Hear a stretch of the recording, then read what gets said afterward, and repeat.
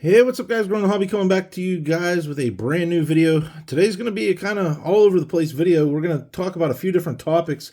Mostly it's going to be talk. I'm going to show off a few things, but we're going to discuss a couple things today, show you guys some recent pickups, recent submission returns, as well as some eBay concerns. And yeah, so let's just get right into it, guys. I don't know how long this video is going to go, but I'm not going to try to make it too long, so I don't want to blab too much and get like topic to topic here. So I'm going to start with the recent pickups. Some of my recent pickups, I like to show you guys some of the things I pick up and stuff. I don't show you everything, but I do try to show you guys some of the cooler things that I pick up. And let's get right into it and show you what we got going on here. So picked up a Marc-Andre Fleury B, a player auto there. I think this is 08, 09, or I'm sorry, 09, 010. 09, 010, 09, 10. Then we got a Rocky Bleier auto here for the Steelers. I like that one from Upper Deck there. That one is not numbered, if anybody was wondering. That's from 2005 Legends from Upper Deck. Then we got a Tools of the Trade. I thought this was a pretty cool one right here for the Buccos. Out of 25, Brian Hayes, Tools of the Trade. We'll call that blue, gold blue, whatever, parallel there from Absolute. This is from 2022 Absolute, though, so it's not his rookie year. It's a second-year card, but it's pretty sweet. Dual patch auto there, low numbered out of 25, and then another flower auto. I figured why not, and got him with Jordan Stahl there as well, both on-card autos, Sign of the Times 2. So I thought that was pretty cool. Those are not numbered or anything like that, but I thought that was a pretty cool pickup, and that was from 1213 SPA. This one here, you can ignore the sticker on there. I just threw it in this little one-touch bag I had to just kind of protect the case since it was in a one-touch. But Jerome Bettis, love the bus, man. Always love the bus here for the Steelers. We got nice little beautiful autograph there for the bus, and that's out of 49 as well, so I thought that was pretty cool. Two more cards here. A graded card. We got a GTG, newer grading company here. You're going to see a submission return from them in a minute. But when I was in the shop picking up my submission return, I picked this up as part of another deal. So 2023 Topps Pristine Shohei Ohtani, gold die cut, the O Snap die cut out of 50. And that got a 9.5, and it's actually a true 9.5. You can see all four subs are 9.5s on there, and you can see we're out of 50 right there. So I thought that was pretty cool. And then this one's a really cool one. I'm going to keep this one in the PC for a while. I'm not even a huge Steelers fan. I am a Steelers fan, but this is a really cool one. And I think I'm going to keep this for a while. Had to get it when I saw it. How about Johnny Manziel? We got a rookie card, and I encourage you to watch the Netflix documentary on him, or you'll see, what's up with the guy. The guy's all over the place with his life and stuff like that. But this was pretty cool. So this is a Johnny Manziel rookie card here. This is from what is this? Panini what? Can't remember what this is. Rookies and Stars. Rookies and Stars. Panini Rookie and Stars. And it is a rookie jersey. And what's awesome about it, obviously, you got the signature on card auto there. And he inscribed it, Cleveland sucks. I mean, Steelers fans got to rejoice in something like that. That's a pretty sweet and awesome card right there. Kind of speaks for itself. All right, guys. Then we got a total of 4 cards here. Not much. Back from a submission from GTG. I'm going to show you guys these really quick. We're going to breeze through these. I'll do the little finger cover up here to let you guys take a guess what you think here. So 1960 Topps, Bill Mazeroski.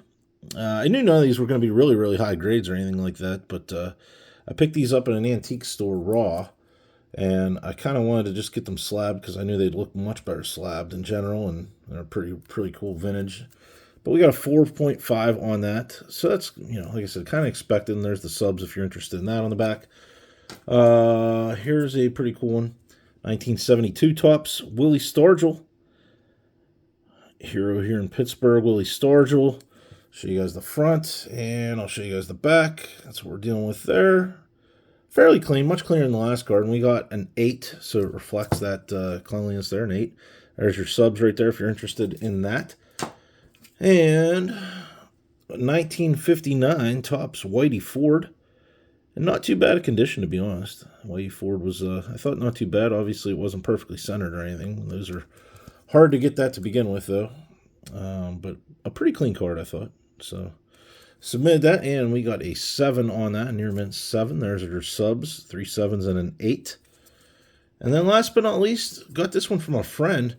Believe it or not, he pulled it way back in 1981. We got an 81 Topps Joe Montana rookie card.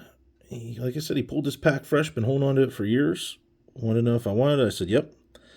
So obviously, sent that out, got that slabbed up. I was hoping for a high grade because the card was very, very clean. I knew the centering wasn't perfect or anything like that, but incredibly clean card. And we got an 8 on that one. So we got a near mint 8. Subs, corners, surface, both got 9s. Centering's where we lost the most points there with that 7. But still, Joey Montana, fairly high grade rookie card. I'll take it all day long. All right, let's get into our next topic here. So eBay issues. I want to talk about a couple of eBay issues because I do a lot of selling on eBay, and I apologize. There's not much stuff to show you guys. We talk about this. It's going to be a lot of talking, but on eBay, I like I said, I do a lot of selling because to do these breaks I do on this channel, I obviously have to sell some cards. If I don't sell, there's no way I can do these breaks. I mean, I do a lot of high-end breaks. I do a lot of pricey products. So I'm doing a lot of selling on eBay. And I have 100%, seller feedback. I'm a top seller on there and stuff like that. I've been selling there for years. Not many issues, to be honest, over the years. A couple of small things, but nothing really crazy.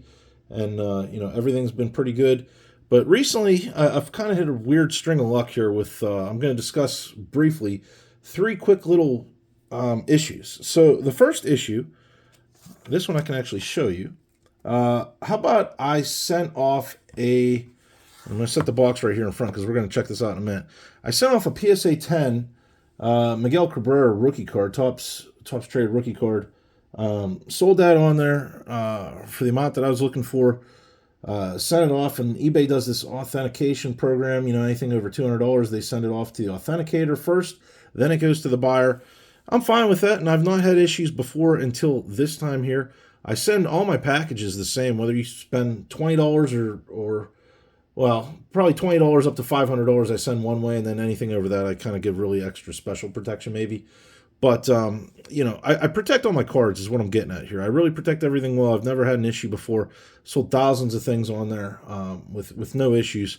And this is the first time I've had this issue. So sent the card to the authenticator, very well protected.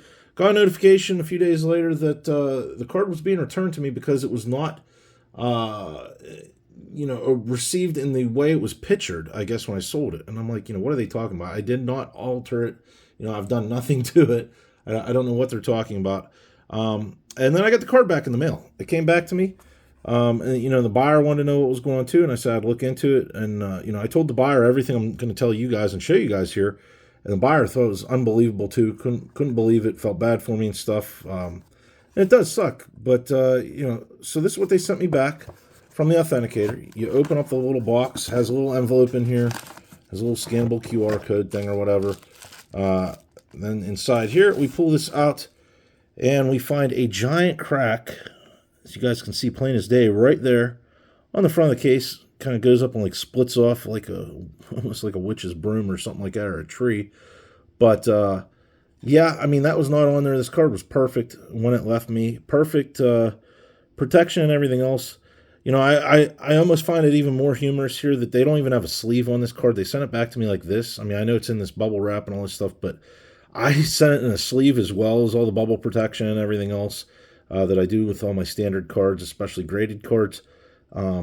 And yeah, I don't know if the authenticator did this. They're not going to admit to that, obviously, or if somehow it happened in shipping, which is possible. But I find it fairly unlikely because I've shipped thousands of cards with no issue, and I ship them all the same. And the protection I give is very, very good. But anyway, what I'm going to tell you guys is basically they sent me this back. I contacted eBay. I talked to eBay. Talked to the buyer and whatnot. And the long story short is they told me that's tough. It's on your end. We take no responsibility for it whatsoever. So, you're stuck with the card, and that's that. We will not let the sale go through, and, all is done. So basically what I have to do now on my end is resubmit this to PSA to get it reholdered, and hopefully, something else doesn't happen during that process where it gets me a lower grade because, as you saw, it was a Gem Mint 10. But I got to get reholdered. That's going to cost me, I want to say, around $30. I'm not even positive right now on the reholdering prices, but roughly $30 plus, the wait time it's going to be. Who knows where the card value will be when it comes back and stuff. It's a very frustrating thing. And I do ship everything, even lower end stuff with at least $50 insurance. But yeah, I don't know. It's crazy with the price of postage in general.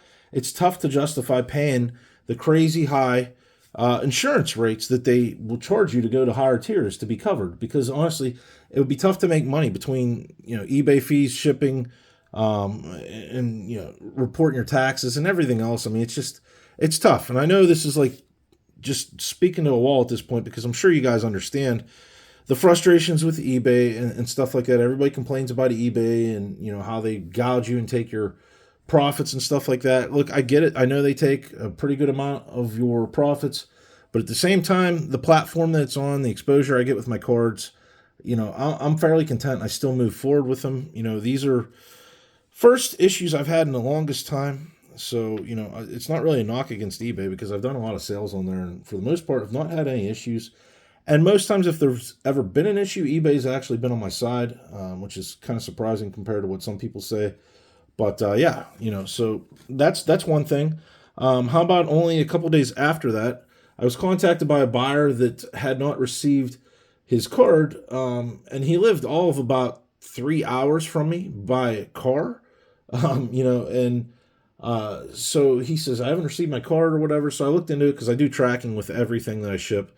And I looked it up, and he hadn't received the card, and it was crazy. I mean, we're talking like 2 months, and there's been no movement in like 45 days or something like that. So I was, kind of figuring I was screwed. I went to the post office, talked to them. They flat out said that you're probably screwed. It probably got lost in the mail. It's the first time I've had something actually get lost in the mail. But long story short of it, the post office was actually cool about that. When I submitted the claim online, it was fairly quick, took about a week, but as you guys can see right here, I did get a check from the post office right there, and you guys see it's $30.66, which was the price of the card with shipping and everything else. So that was cool. Refunded the buyer, no problem, and everything was hunky dory. Maybe the buyer will even get the card someday. That's fine because I got my money. He's not out money. That's cool with me. Like I said, that's not so much a knock on anybody. It's just point out some things and some luck that I've had all in a quick amount of time. And the final thing I want to talk about on eBay, this was a weird one. Like I said, all three of these issues, between that card being lost, the card being cracked, and the issue I'm going to talk about now, all happened within about a week and a half of each other, which is just crazy to me. So right after this guy tells me he didn't get his card, I had another guy reach out to me. I want to say 2, maybe 3 days later, that they did not get this card. But this one was a little bit more unique, and I don't know if there's something to be learned from this one. Maybe a couple of things I can point out to you guys. Hopefully you'll take something away from this. But this was an international sale. So I had sold the card. It was a soccer card to Spain. So it was international, obviously, like I said. It was a fairly pricey card. It was about $250 or so.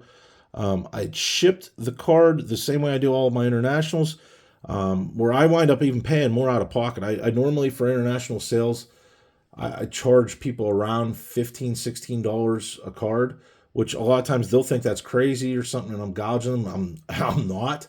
I'm not gouging them at all because I wind up paying normally close to $20, so I pay out of my own pocket most times with these cards for international sales. But, I don't mind the extra couple of bucks as long as it's worth it. And again, so this card was worth it. It was $250. I shipped the card to Spain. It goes with tracking, put the tracking on, stuff, eBay, everything else. This guy tells me he didn't get his card. So I look into the tracking. This card's even longer than the first card that was only a couple hours from me. So there was no movement in this card in like 75 days. And if you follow through all the steps, you can follow it around in the U.S. where it went. Then it went through customs. It went to Spain. And last check-in, it was in Madrid, Spain, which was very close to, if not the exact same town, as a matter of fact, where the buyer was at. And then it just stopped. It didn't give me a confirmation delivered. It just kind of stopped right there. It just said it's in Madrid, Spain. And I'm like, holy crap. And, there was no movement. And like I said, in like 75 days or something like that. So buyers tell me you didn't get the card. I see this. I go to the post office, see if they can find out anything further. They look into it. They see the same thing basically I do, just kind of, I guess, written different in their system. But, they tell me it is what it is. Maybe go try to file a claim because they had actually thought with all of my international shipments that I was covered up to $300. Well, it turns out I wasn't. You're not covered for up to $300. And this is what's insane. So this was a back and forth battle. They told me to go ahead and call the 800 number or to go online with USPS to try to file a claim. I tried to file it online at first, and it was not giving me the proper prompts. It would not open certain things for me to file, so I had to call the 800 number. Found out through the 800 number, the reason it's not opening prompts is they're telling me I'm not eligible to file a claim. They're telling me I'm not eligible because I do not have insurance, more or less, on there. And I said, well, they told me at the post office I did, blah, blah, blah. They said, no, you're to get any insurance on international shipping, in addition to the, say, $20 I paid for this package to be shipped, I'm looking at $42 extra just in insurance that covers me for like up to the $300. That's ludicrous. I mean, I'll be paying like what, $65 almost to send a basic package when the card most times would be, I don't know, $50, $30. I sell a lot of smaller cards. So, I mean, it's insane. And they're telling me if I don't pay that kind of money, I get no coverage at all. It sucks. The only thing they could tell me was go to the local post office. Maybe they will refund me at least the postage that I paid. But in the grand scheme of things, for $250, that sucks because I was going to accept responsibility that, hey, I did not, the guy didn't get his card. I'm not going to ding him and stuff. He's entitled to his refund. So I went forward with contacting the post office, see if they could give me the postage back of the at least $20. They gave me the runaround there and told me they were not authorized. They can't do it. Postmaster said that he will not do it, and I got to go through all these hoops online, which I already did the hoops online, and they got me nowhere. So I more or less just threw up the white flag, gave up on it. The buyer reached out again. It was a lot of broken English, but he reached out again saying, what have you found out and stuff? I tried to wait and be patient. And I said, I told him everything that had happened, apologized numerous times, and I said, go ahead and initiate, the refund and stuff process, put in the request, and we'll just do it the proper channel here on eBay. So he puts in a refund request, and then I get the option to just reject it or to provide, tracking, things like that. So I try to do the proper route to make sure I'm covered as well as he is, and I provide the tracking info. That was not a rebuttal, but my response to it. I provide the tracking info, that then puts it back in eBay's hands, and then, I more or less assumed that they would take a look at it, see that the card was not delivered, and, just issue the refund. But at least this way, if the card got delivered at some point down the road, I would be covered because I provide tracking and went that route, like where I didn't just stiff the guy, and maybe the card will appear and I can get my money back that's going to be refunded to this guy. So anyway, a couple days go by on eBay. I get a message, actually several messages from customer service of eBay in Spain, of all places, telling me to provide the receipt and customs form if I have it. And I keep all my stuff. I keep all my documentation when I ship. So I had the receipt from the postage office as well as the customs form copy. Scanned and uploaded those, sent them to them. And they said they're going to pause it and review this for 2 days. So I said, no big deal. Well, they paused it, reviewed it for 2 days. And how about they got back to me and found in my favor? And the reason is, and this is kind of the word of caution, I guess, in the end with international sales to everyone out there. And I should interject with this really quick and tell you at the post office, when they look up international sales, as soon as the card gets out of the country or whatever your shipment is in general, gets out of the country and goes to wherever it's going for that country, they can't track it any further. That's on that country at that point. So there's no way to track it over here. So the reason I bring that up is kind of important. So the eBay tells me they found in my favor and they give me a detailed narrative on this. It turns out that they attempted to deliver this card multiple times to this person, and the person refused delivery. I have no idea in a million years why. I have no idea in a million years how they do it in Spain, if they accepted it and then, did it like some kind of shady thing where they're keeping the card and making it look like it wasn't delivered fully or whatever. But the point was the card wasn't lost. They tracked it down in Spain and attempted delivery at the very least. And, the other alternative, like I said, is that the buyer has the card and they're just trying to pull some type of scam on me. So I've never had this happen to me.